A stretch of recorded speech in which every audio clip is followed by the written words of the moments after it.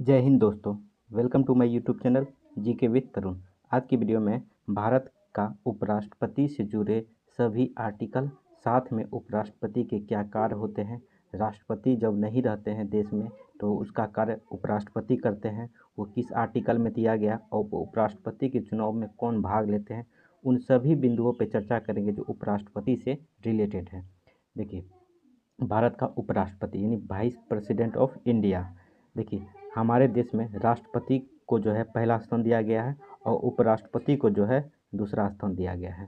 देखिए, उपराष्ट्रपति का पद जो है अमेरिका के संविधान से लिया गया है।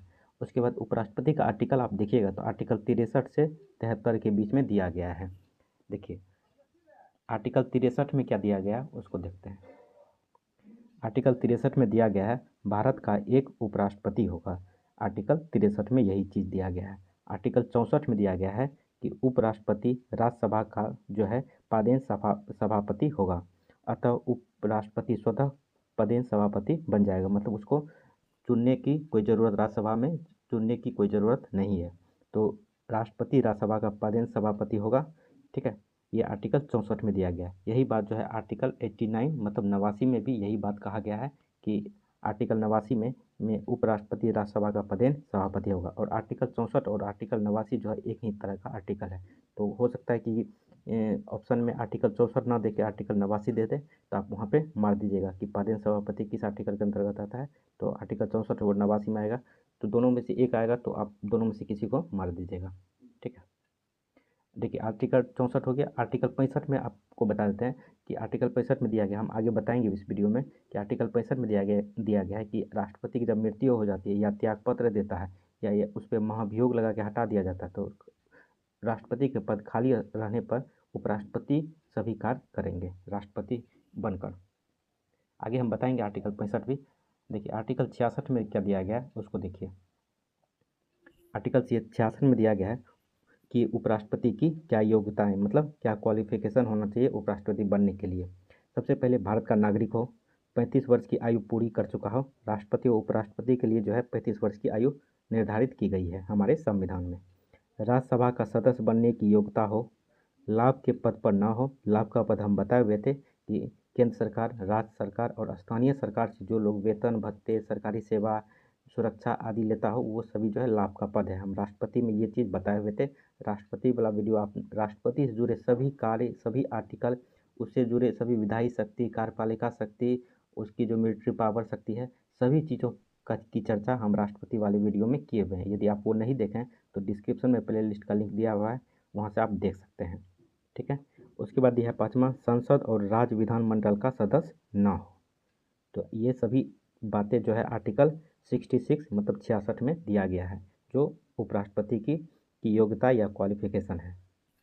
आइए आगे देखिए, उन 5 बातों के अलावे उपरोक्त योग्यता के साथ जो है 1997 अधिनियम के तहत जो है उपराष्ट्रपति चुनाव लड़ने के लिए प्रस्तावक जो है 20 होना चाहिए, अनुमोदक जो है 20 होना चाहिए और राशि जो है 15,000 की राशि आरबीआई को चेक के रूप में दे होना चाहिए।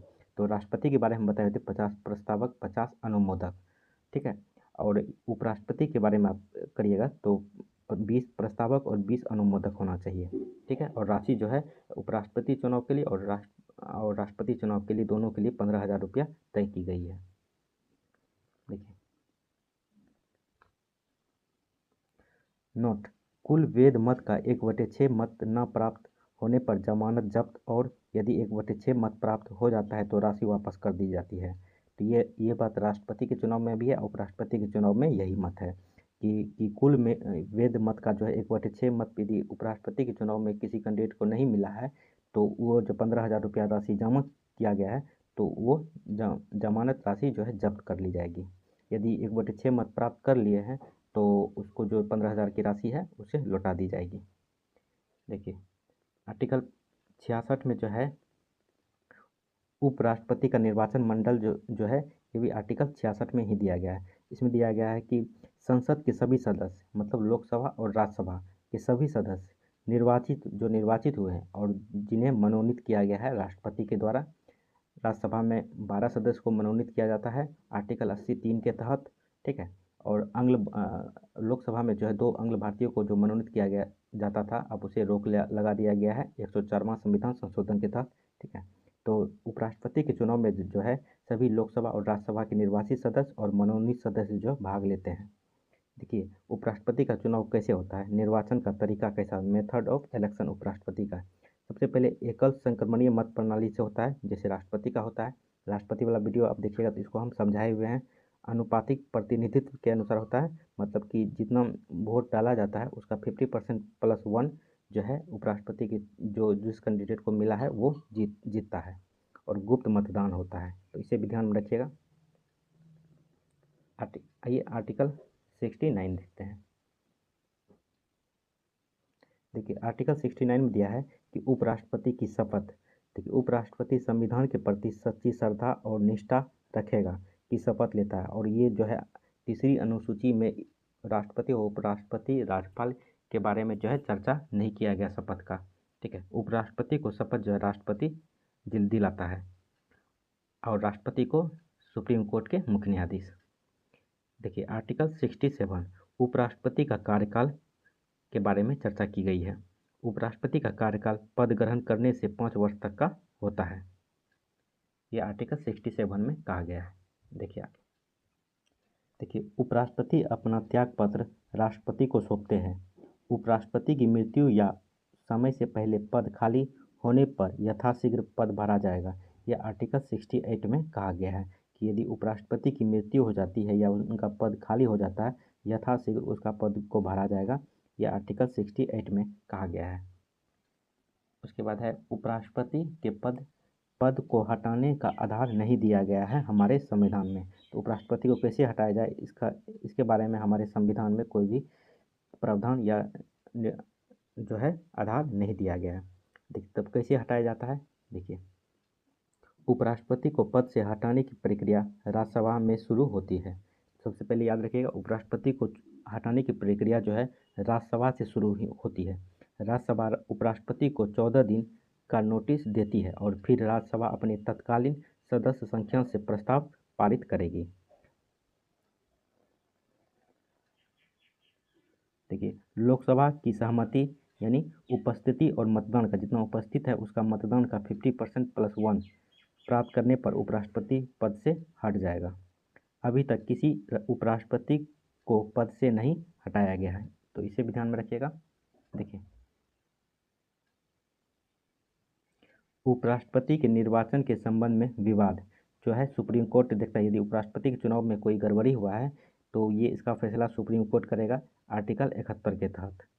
उपराष्ट्रपति के निर्वाचन में निर्वाचन मंडल अधूरा होने पर निर्वाचन पर कोई प्रभाव नहीं पड़ेगा। यदि पूरा कोरम, यदि 778 का कोरम यदि नहीं पूरा, लोकसभा और राज्यसभा का सदस्य की संख्या जो है अभी फिलहाल में 778 के आसपास है, तो वो कोरम पूरा नहीं होता है, तो इस पे से जो है उपराष्ट्रपति के चुनाव में कोई प्रभाव नहीं पड़ेगा। देखिए, उपराष्ट्रपति को उपराष्ट्रपति पद का कोई वेतन नहीं मिलता है। इसको राज्यसभा के सभापति का वेतन मिलता है। और ये वेतन जो है 4 लाख रुपया प्रति माह मिलता है।